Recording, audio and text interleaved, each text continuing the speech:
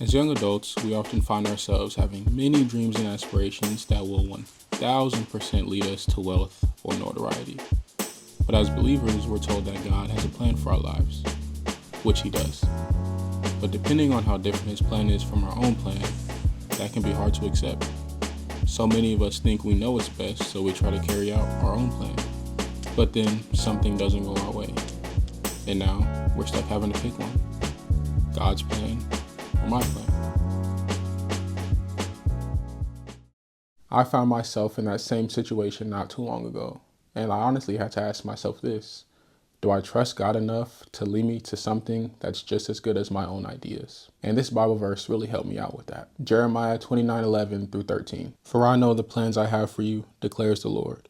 Plans to prosper you and not to harm you. Plans to give you hope and a future. Then you will call on me and come and pray to me, and I will listen to you. You will seek me and find me when you seek me with all your heart. But to be real, everywhere I would lead myself wouldn't work out in the way I hoped. And that scripture really spoke to me because it made me realize, if God had plans for all these prominent people throughout the Bible, why wouldn't He have a plan for my life as well? And once I understood and accepted that truth, it led me to seek God for myself. Just like verses 12 and 13 say. Having your own relationship with God is literally the foundation for it all. You know, it's great to learn and get guidance from other people, but none of that matters if you're not seeking Him for yourself. And I can't speak for you, but for me, my biggest challenge was self-reliance. I trust in myself more than anything else. Even with all my mess, I thought that way. And early on in my pursuit of Him, I found myself still putting things into my own hands a lot.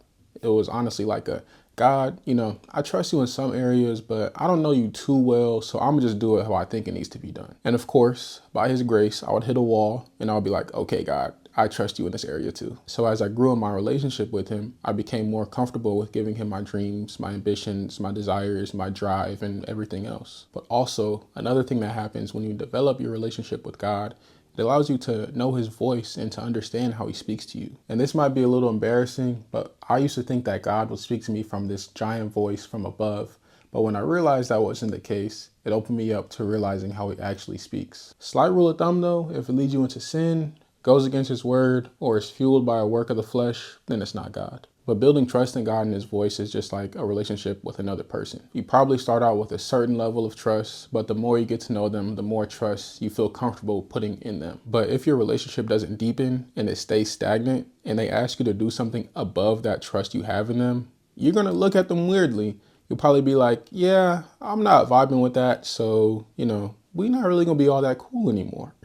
And from my own experience, we can do the same thing with God. If we don't continuously build our relationship with Him, then our trust in Him won't grow. And we won't ever feel comfortable doing what He asks us to do, what He tells us to do, or what He leads us to do. And why I say continuously build our relationship with God is because as humans, there's times where we don't get it right. Being 100% accurate is not really what humans do, and I'm not ashamed to admit that. Sometimes you get weary while trusting His plan and get close to hitting that factory reset button. Like, I legit thought about quitting YouTube some months ago. I legit was like, oh, this isn't going the way I wanted. Bet, time for me to take control and go get a full-time job.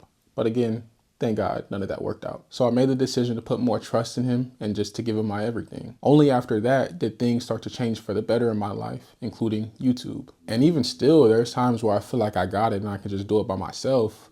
But I have to remind myself that I'm surrendered to Him. He's in control, not me. So let me pray on this before making any big decisions in my life. So it takes continuous growth to be as close to that 100% as we can be. If you can't trust God more than yourself, then how could you expect to live the life that He has planned for you? And to get even more real, even after building that trust, there was still something that would always eat away at it. And that was comparison, which I'm sure is something that most of us have dealt with. And the real danger of comparison is that it invites in jealousy and envy. And if you're being driven by that jealousy, it can take you so far away from what God has specifically for you. And a big way that this came up for me was by comparing my work with other people's work. Comparing my outfits with other people's outfits, comparing my life experiences with other people's life experiences. Like literally, if I saw someone who I perceived to be better than me or cooler than me, I would begin emulating them. Inspiration is one thing and that's fine, but emulating is a whole other thing. It got to the point where I'll be like, oh, they use that effect? Oh, they use that font?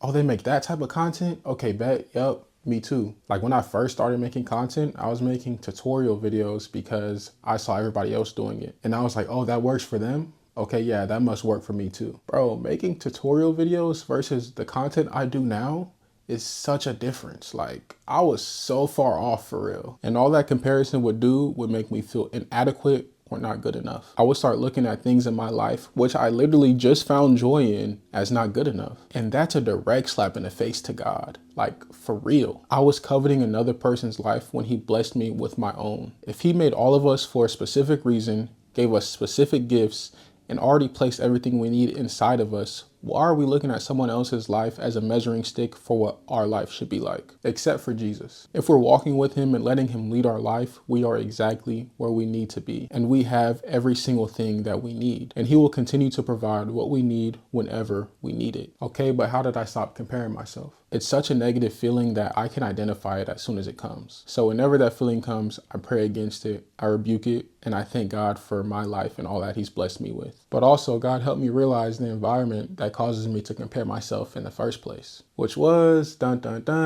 social media. But yeah, I took it a step further and deleted social media off my phone. Instagram, TikTok, they had to go. And if you find yourself comparing a lot, that doesn't necessarily mean your answer is social media as well.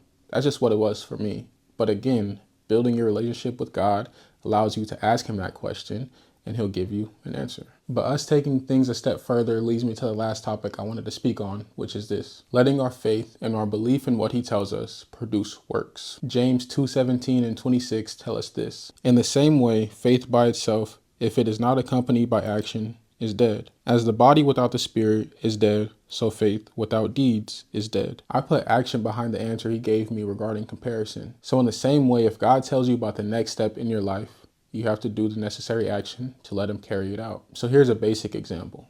If God tells you you're going to play 10 years in the NBA, because I used to have hoop dreams for real, but you've never played basketball a day in your life, you can't expect to randomly get drafted. You have to do the action of learning the rules, training, joining teams, watching film, and then in his timing, it'll come to pass. It's like that with everything God calls us to do. Even on a strictly spiritual note, following God requires action.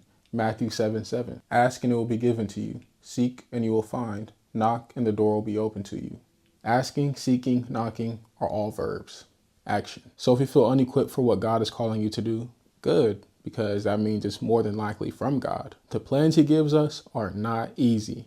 We need him to be a part of it so it can actually be carried out. But also, be encouraged. He'll equip you with whatever you need along the way. He's not going to lead you to a certain point just to hang you out to dry. You just have to trust in him enough to put it into action. So yeah, that's how I learned to trust God's plan for my life. Building my relationship with him, no longer comparing myself, and letting my faith produce action. Comment below how you yourself learn to trust God's plan for your life, or anything that eases you along the way when things do get hard to trust his plan. And I pray that if you've been struggling to trust God's plan for your life, that this helps you to do so.